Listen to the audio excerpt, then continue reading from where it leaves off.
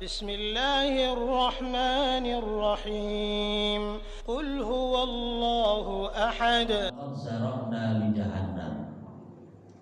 Sesungguhnya kami telah memenuhi api neraka itu. Salah satu nama dari neraka itu ada namanya sa'ir, ada namanya saqar, ada namanya jahannam.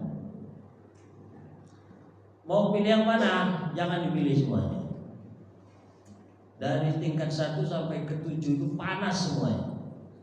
Walaupun kita nggak terbayang panasnya seperti apa, yang jelas kata Rasulullah SAW, al-akhab, yang paling ringan azab neraka itu jika terkena telapak kaki kita, maka yang akan mendidih otak kepala kita ini. Sudah kebayang adik-adik semuanya? Pernah terpegang api belum? Hah? Belum, pegangan dulu. Sebentar. Panas. Kalau kita menyentuh dengan jari jemari kita, yang akan sakit cuma jari jemari saja. Kalau tersentuh telapak kaki kita, yang akan mendidih, yang akan terbakar cuma telapak kaki kita. Tapi kalau kita menyentuh api neraka itu dengan tersentuh telapak kaki kita, maka yang akan mendidih itu otak kepala kita ini. Gimanalah otak kepala itu mendidih, mencair, dia mengalir melalui hidung dan telinga, mulut. Maka jangan coba-coba. Jangan pula kita berpikir, gak apa-apa lah Pak Ustaz, kami cari pengalaman sebentar di neraka. Jangan pernah mencoba-coba, jangan bermain-main. Tidak akan pernah kuat kita itu untuk masuk neraka. Baru jempol kaki kita saja menyentuh api neraka itu, teriakan suara manusia itu terdengar sampai ke langit tinggi sana. Nah, tapi Allah Subhanahu wa taala di dalam surat Al-A'raf ayat 179 ini mengatakan laqad zara'na li jahannam. Laqad, lam itu lam taukid, qad itu juga taukid. Taukid itu artinya apa? Penegasan. Jadi Allah tegaskan 2 kali ini. Allah kalau sudah menggunakan huruf-huruf untuk menegaskan suatu perkara, ini menunjukkan bahwa perkara itu sangat penting sekali. Nah, ini kalau diperhatikan kata Allah, ya jangan kalian ini menghabiskan waktu sia-sia di dunia ini. Sungguh zarokna, telah kami penuhi, berarti neraka itu sudah ada dan surga itu sudah ada. Buktinya mana Pak Ustaz? Ketika Rasulullah SAW Isra Mi'raj diperjalankan oleh Allah Subhanahu wa taala minal Masjidil Aqsa ila Sidratul Muntaha. Dari Masjidil Aqsa lalu Allah angkat Nabi jalan touring, diperjalankan oleh Allah Subhanahu wa taala, lalu dipertontonkan, dipersaksikan suasana neraka seperti apa, suasana surga dengan penuh kenikmatannya itu seperti apa. Lalu balik lagi Rasulullah SAW. Oh, ternyata dunia ini tidak ada apa-apanya. Oh, ternyata rintangan, tantangan, masalah, problematika dakwah yang saya hadapi ini tidak ada secuil pun dari panasnya api neraka.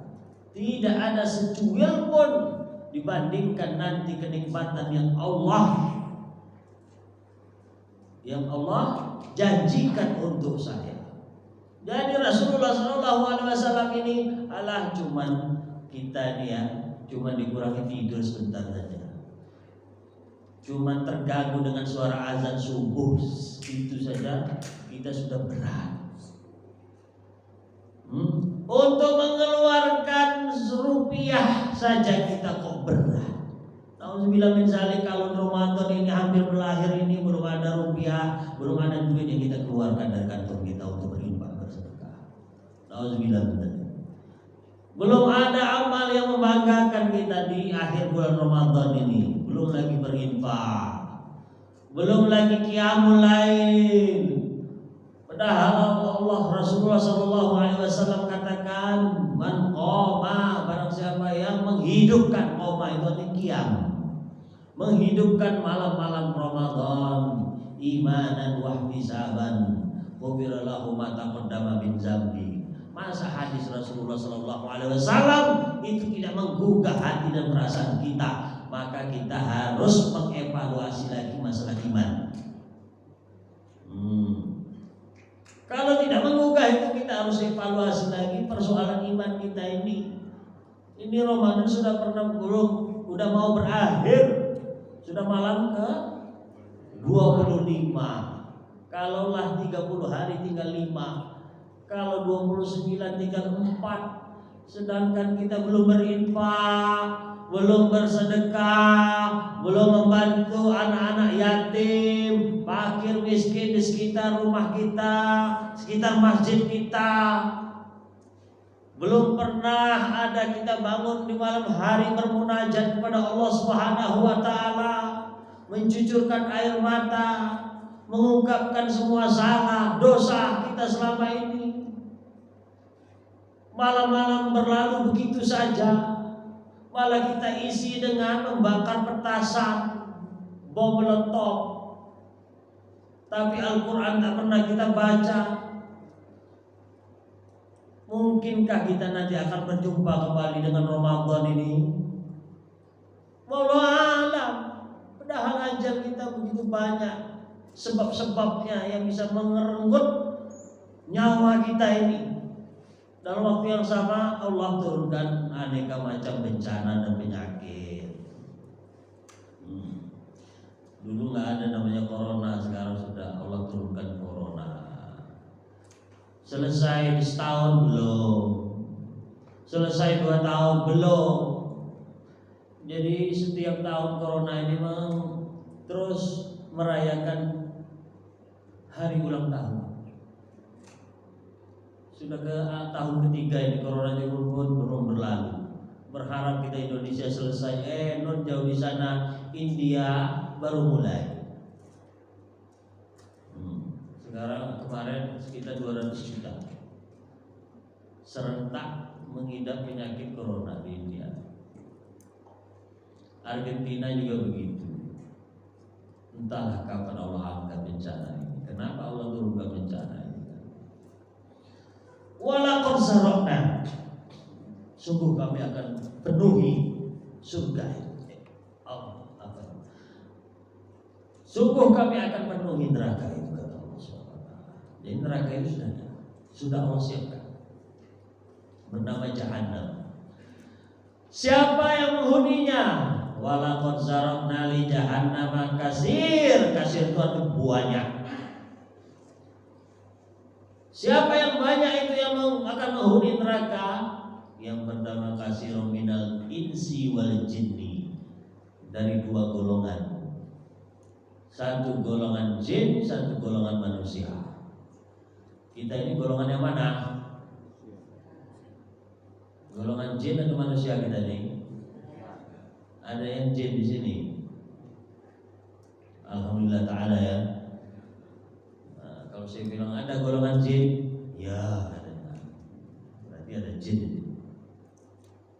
Alhamdulillah, ini insya Allah jin yang menyertai kita ini jin baik-baik semuanya insya Allah.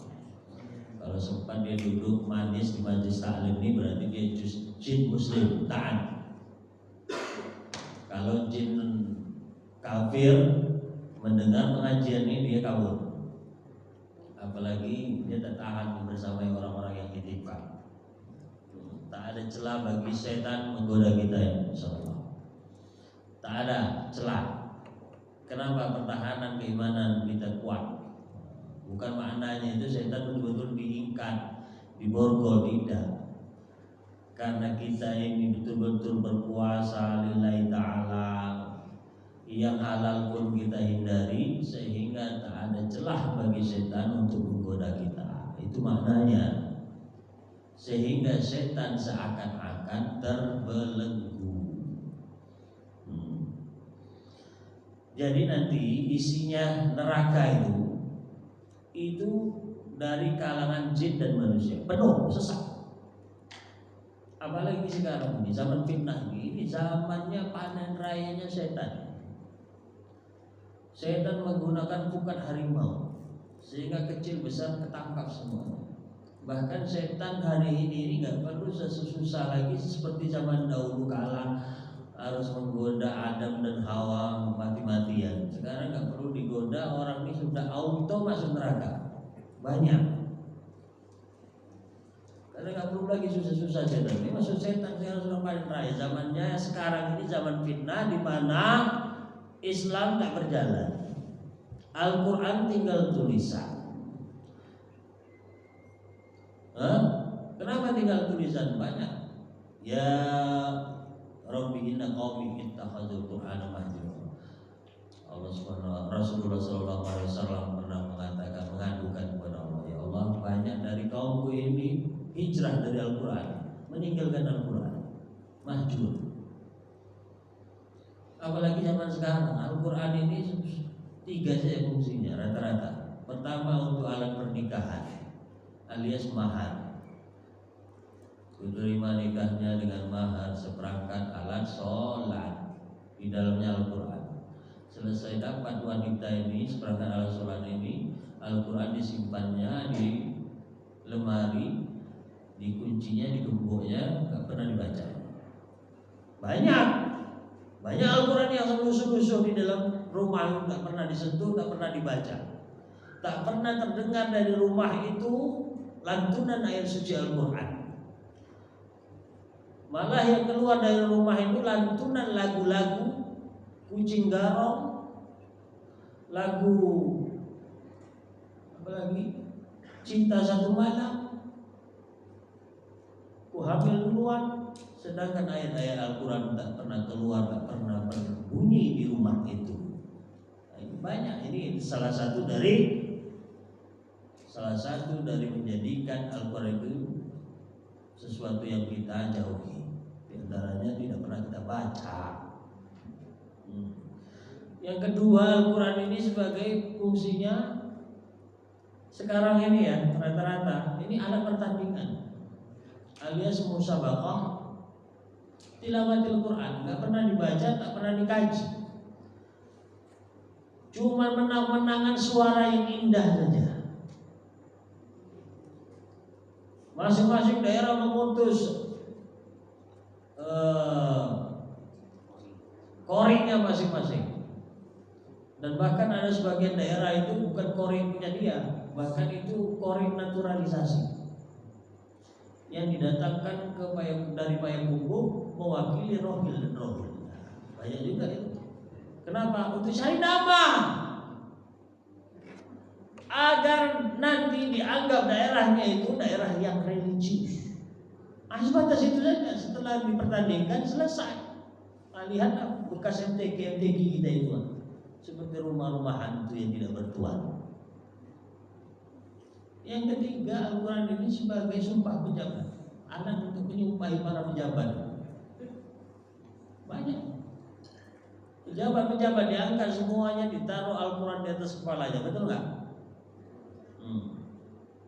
Saya bersedia demi Al-Quran ini, demi Allah, siap memimpin Riau 5 tahun ke depan dengan amanah, jujur, sidik, patonah. 3 tahun tangkap KPK, 3 bulan KPK datang. Banyak. Jadi orang sudah gak takut lagi dengan Allah Subhanahu wa Ta'ala ini.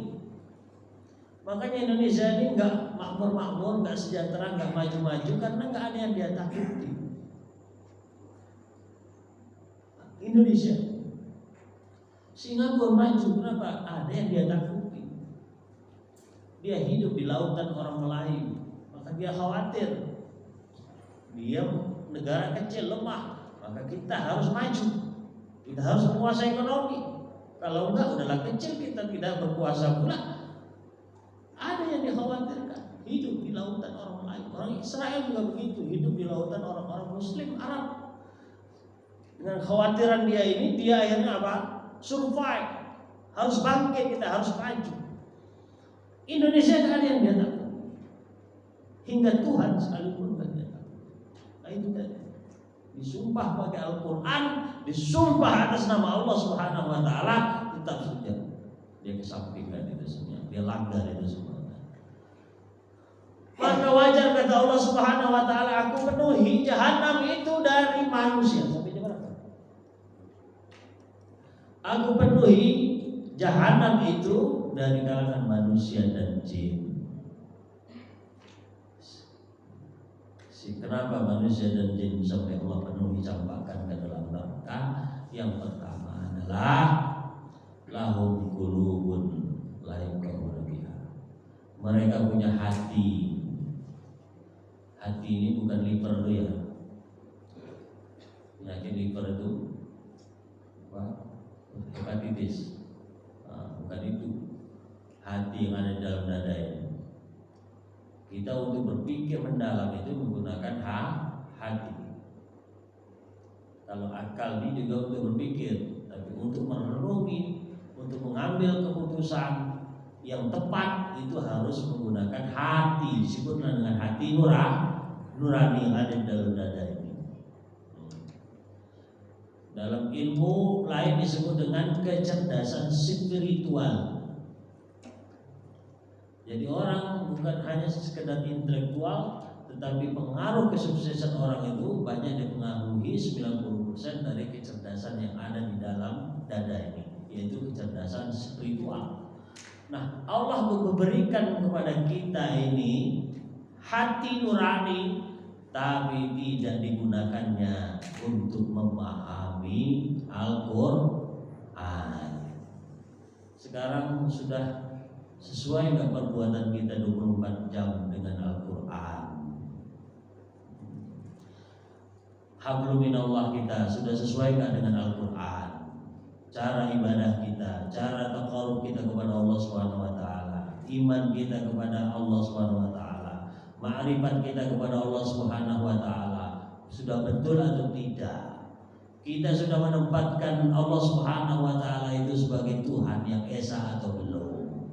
Kita sudah menempatkan Allah Subhanahu Wa Taala itu sebagai Al-Mudabbir yang maha pengatur alam semesta ini sudah atau belum? Allah itu Al-Hakim, Allah itu yang menghukumi. Hak satu-satunya membuat hukum adalah Allah Subhanahu Wa Taala. Sudahkah kita merenungi itu semuanya? Sudahkah kita menjadikan Allah Subhanahu Wa Taala itu sebagai Al-Hakim satu-satunya di alam semesta ini? Jangan-jangan ada hukum lain yang kita lebih percayai daripada hukum Allah Subhanahu Wa Taala. Kita harus muhasabah tahun ini, betul-betul nggak kita ini menjadikan Tuhan ini sebagaimana mestinya? Sudahkah kita mendudukan Allah Subhanahu Wa Taala itu sebagai Tuhan yang semestinya?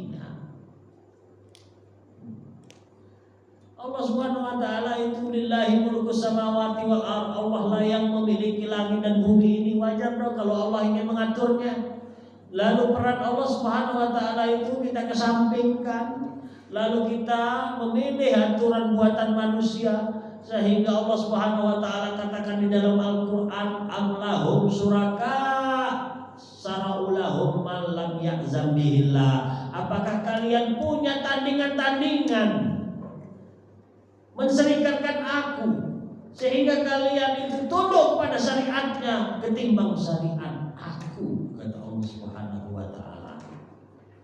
Betul nggak kita ini sudah menjadikan syariat Allah yang Allah turunkan itu selama 23 tahun membersamai Nabi Muhammad SAW, ketika itu harus melawan diskriminasi, kriminalisasi yang dikerahkan, yang dibuat oleh Abu Jahal, Abu Lahab dan kroni-kroninya itu. Sudah belum aspek muamalah kita ini sesuai dengan Al-Quran?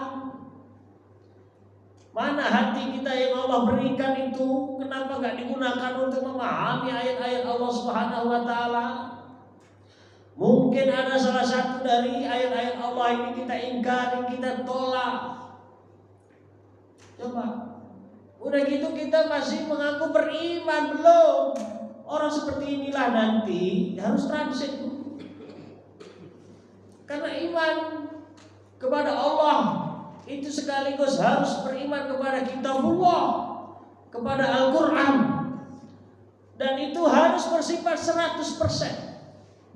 Maka para ulama akidah mengatakan mahwal iman, apakah itu iman? Tasdik al-jazim, pembenaran 100%. Tak boleh iman itu cuma 99%, tak boleh. Apalagi cuma 50-50. Ya Pak Ustaz, aku yang ini percaya ini enggak. Kalau ayat ini aku ikuti Pak Ustaz, kalau ayat itu aku nggak mau.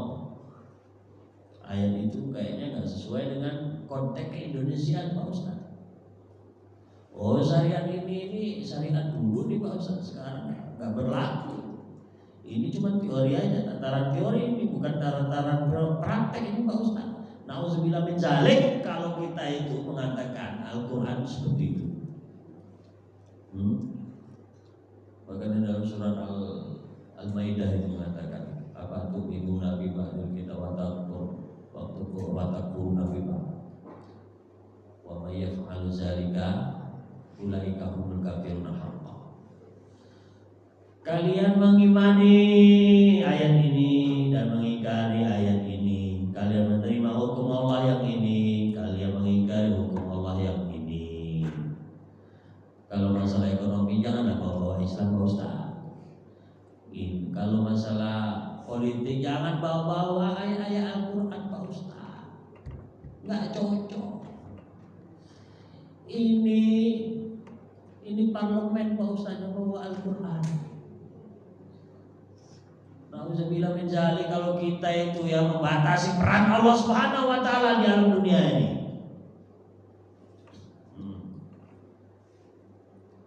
Masa Allah kita batas-batasi ruang geraknya?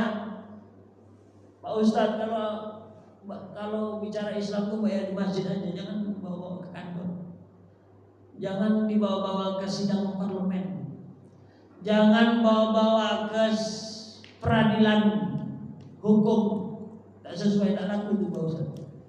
Nauzubillah min dzalik. Kayak gitu kita mau berharap surga, masih kita batasi ruang gerak peran Allah Subhanahu wa taala sebagai al-mudabbir di alam semesta ini. Percuma semuanya sholat, zakat, naik haji kita itu kalau kita masih bersikap demikian terhadap Al-Quran. Maka manusia seperti ini kata Allah, aku campakkan dia ke neraka. Nanti tunggulah Nabi Muhammad datang. Agak-agak seminggu lah neraka. Agak-agak sebulan lah, sebulan. Mau sebulan neraka kali 1000 tahun. Jadi yauman, satu hari di akhirat itu sama lamanya dengan 1000 tahun di dunia. Bahkan di ayat lain miqdaruhu khamsina alfa sana. Bahkan di ayat lain yauman, satu hari miqdarnya lamanya khamsina alfa sana, 50.000 tahun di dunia. Mau transit sehari saja. Oleh karena itu kalau iman betul-betul beriman, pegang betul-betul al-qabidu, orang yang menggenggam syariatku ini, kata Rasulullah SAW, itu seperti orang menggenggam bara api. Betul.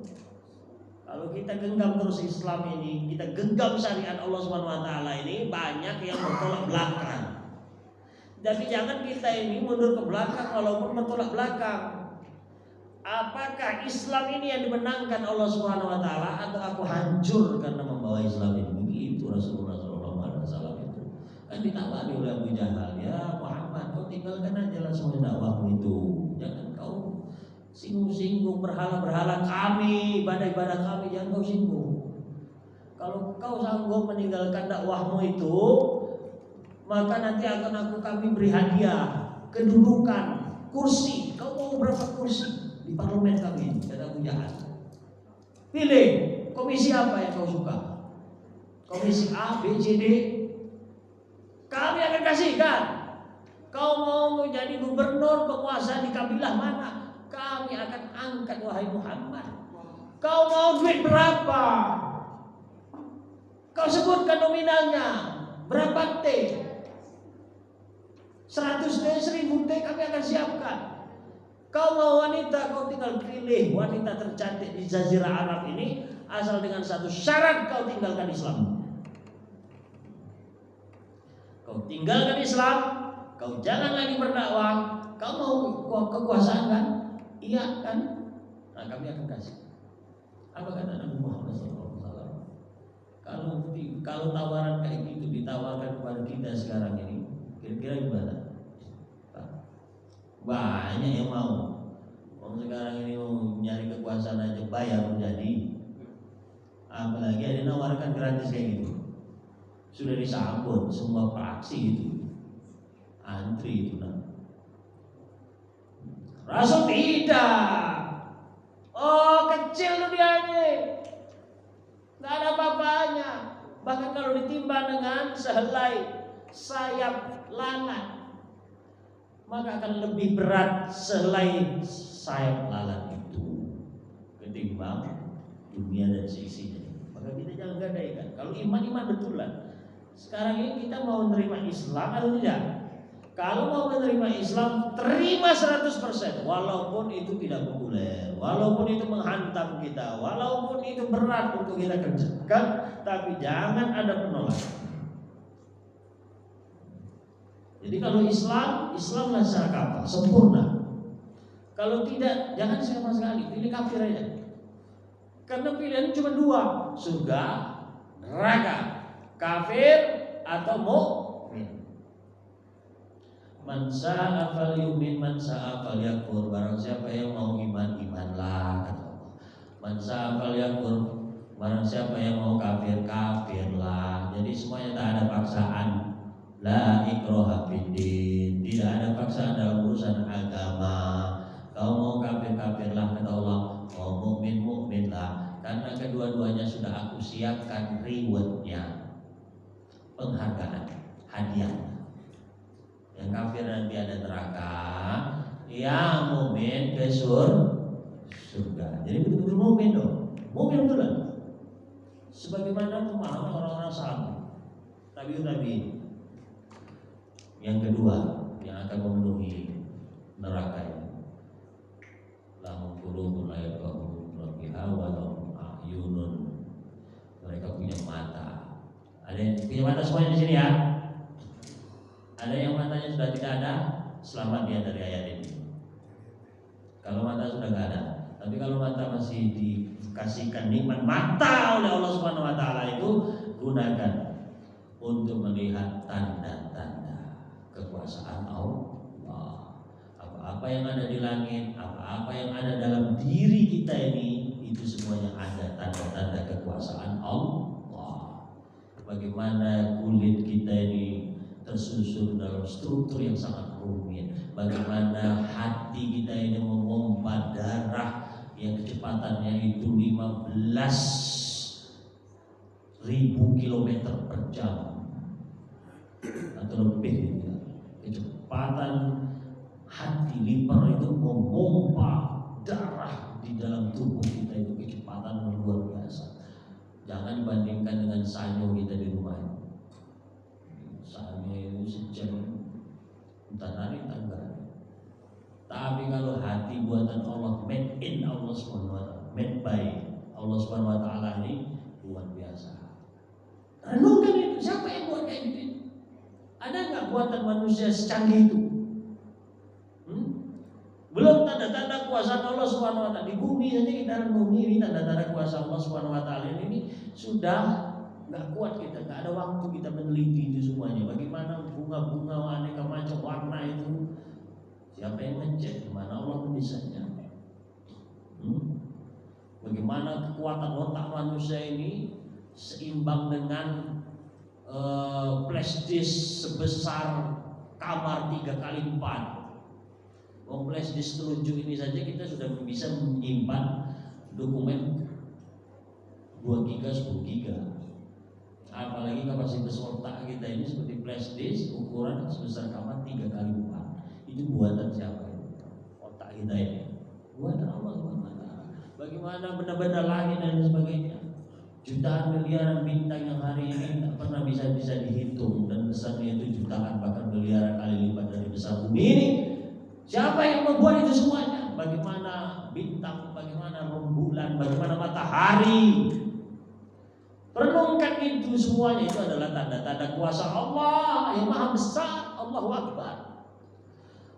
Maka kita terus akan mendahulukan, memprioritaskan Allah. Kita akan mencintai Allah dan Rasulnya di atas seluruh makhluk di alam dunia ini. Akhirnya apa? Loyalitas kita, walak wal barok kita itu terbangun. Kenapa? Karena kita gunakan mata kita ini untuk melihat tanda-tanda kekuasaan Allah SWT. Akhirnya apa? Tumbuh rasa takut kepada Allah. Tak takut dia lagi kepada makhluk ini. Ya ibadi, dalam hadis qudsi, la takhaf, jangan kau takut min rizki, kata Allah. Jangan kau takut gadaikan agama di dunia ini. Jangan kau takut dengan rezekiku.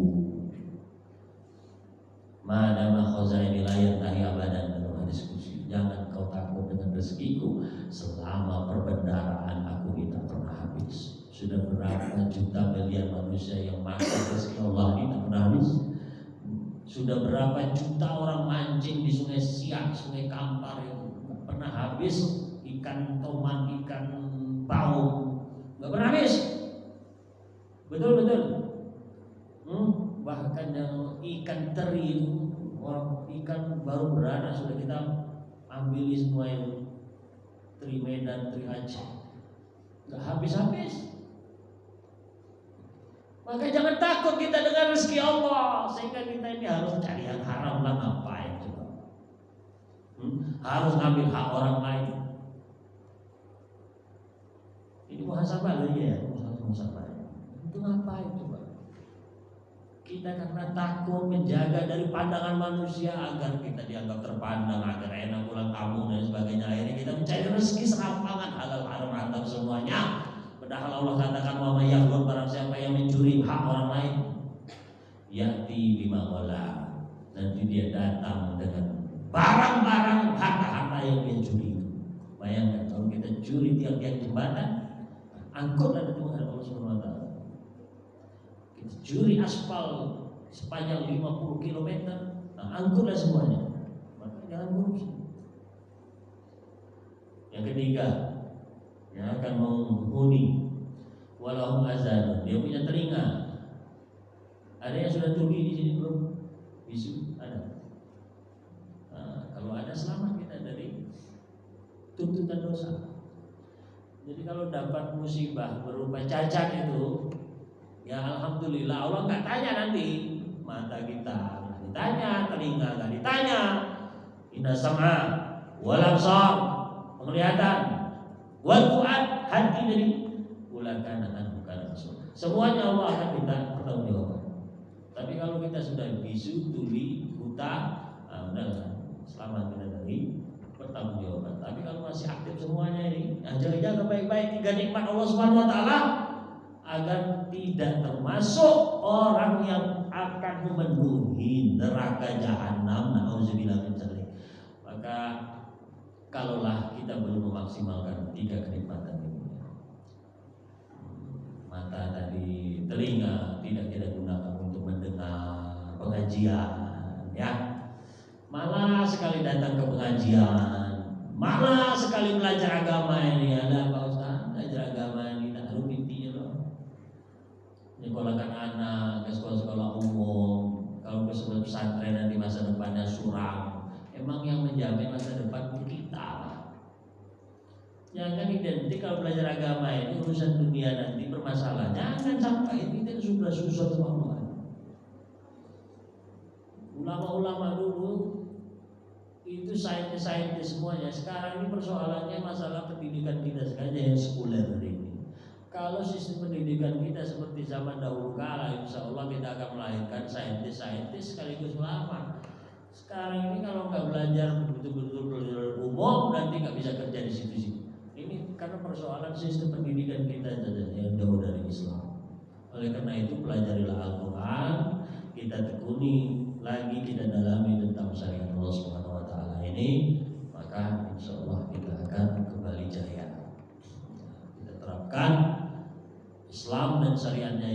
dalam hidup dan kehidupan. Maka ya ayyuhalladzina amanu udkhulu fi silmi kafah wa la tattabi'u khutuwati syaitan. Hai orang-orang yang beriman, masuklah kalian ke dalam Islam ini secara paripurna, universal, global, sempurna, kafah. Wa la tattabi'u khutuwati syaitan, jangan kau tergoda dengan ajakan-ajakan setan itu. Selain daripada syariat Allah, itu syariat setan semuanya. Selain dari Islam, itu semuanya bertolak belakang dari Islam. Oleh karena itu jangan kita berikan celah. Sausuku pakum, pain atas biata suku minta maaf. Prinsip merapatkan barisan itu sama dengan kita merapatkan seluruh sendi kehidupan kita ini dengan Islam, sehingga tidak ada celah bagi setan menggoda kita. Kalau sudah tidak ada lagi celah setan menggoda kita, insya Allah kita ini termasuk hamba-hambanya yang beriman dan bertakwa. Kalau sudah bertakwa, insya Allah Allah janjikan surga yang luasnya itu seluas langit dan bumi. Mungkin itu saja yang bisa saya sampaikan.